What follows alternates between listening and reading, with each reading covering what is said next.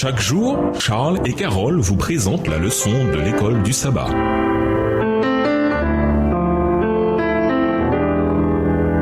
Bienvenue dans votre émission. Dieu nous parle. Nous voilà à la leçon de dimanche, début de l'opposition. Lisons Esdras 4, versets 1 à 5. Selon vous, pourquoi le reste israélite a-t-il refusé l'aide des autres peuples dans la construction du temple ? Esdras 4, versets 1 à 5. Les ennemis de Juda et de Benjamin apprirent que les fils de la captivité bâtissaient un temple à l'Éternel, le Dieu d'Israël. Ils vinrent auprès de Zorobabel et des chefs de famille et leur dirent : Nous bâtirons avec vous, car comme vous, nous invoquons votre Dieu et nous lui offrons des sacrifices depuis le temps d'Ésar-Adon, roi d'Assyrie, et qui nous a fait monter ici. Mais Zorobabel, Josué et les autres chefs des familles d'Israël lui répondirent : Ce n'est pas à vous et à nous de bâtir la maison de notre Dieu. Nous la bâtirons nous seuls à l'Éternel, le Dieu d'Israël, comme nous l'a ordonné le roi Cyrus, roi de Perse. Alors les gens du pays découragèrent le peuple de Juda. Ils l'intimidèrent pour l'empêcher de bâtir. Et ils gagnèrent à prix d'argent des conseillers pour faire échouer son entreprise. Il en fut ainsi pendant toute la vie de Cyrus, roi de Perse, et jusqu'au règne de Darius, roi de Perse.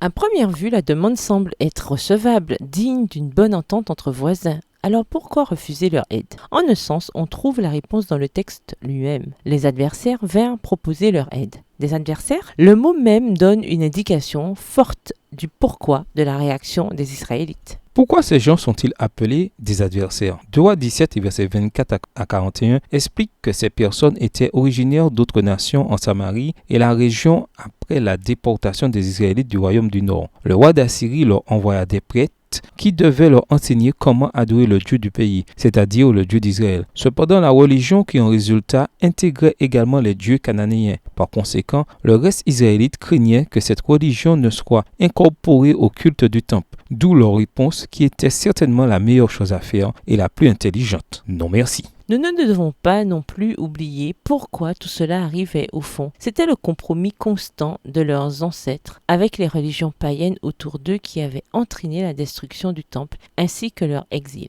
On peut supposer que, tandis qu'ils étaient en pleine construction du temple, la dernière chose qu'ils voulaient faire, c'était de se mettre au niveau des peuples alentours. Dans ces textes, quel autre élément montre que ce refus était la bonne décision ? Lisons Esdras 4, versets 4 et 5. Esdras 4, versets 4 et 5. Alors les gens du pays découragèrent les Judéens et les effrayèrent pour qu'ils cessent de bâtir. Ils soudoyèrent des conseillers pour s'opposer à eux et faire échouer leur entreprise. Ils y parvinrent durant le règne de Cyrus et jusqu'au règne de Darius, tous deux empereurs de Perse. Pensez à la facilité avec laquelle ils auraient pu justifier leur acceptation de cette aide. Qu'est-ce que 2 Corinthiens 6, verset 14 a à nous dire dans ce contexte ? 2 Corinthiens 6, verset 14. Ne vous mettez pas avec des incroyants sous un joug qui n'est pas celui du Seigneur. En effet, ce qui est juste peut-il s'unir à ce qui s'oppose à sa loi ? La lumière peut-elle être solidaire des ténèbres ? Au revoir. Et à demain si Dieu veut.